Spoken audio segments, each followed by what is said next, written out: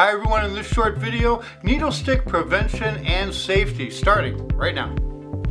Hi everyone, if you're a healthcare provider, nurse, paramedic, and through the course of work you contract HIV, Hep C, Hep B, it was most likely from a needle stick. Absolutely. So today we're talking about ways we can mitigate and reduce accidental needle sticks and the spread of infection via needle.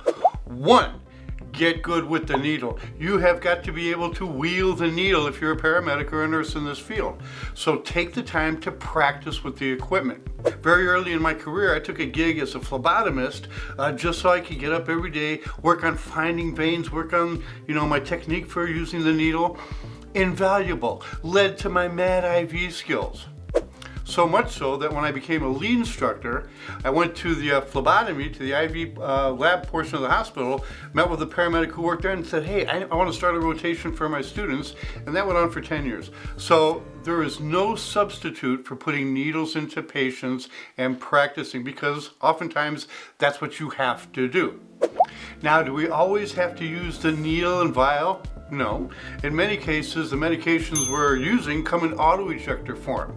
So I would opt for this. As a paramedic in the back of an ambulance, get my 0.3 of epinephrine for my allergic reaction or anaphylaxis, as opposed to trying to take the vial and draw it up in the back of the rig. So wherever possible, if the medication comes in auto-ejector form, use that.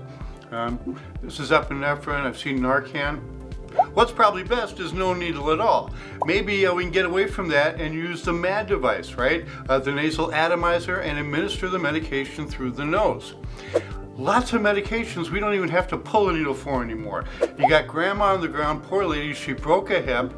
We can give her a little tootski of fentanyl up the nose, address her pain before we move her.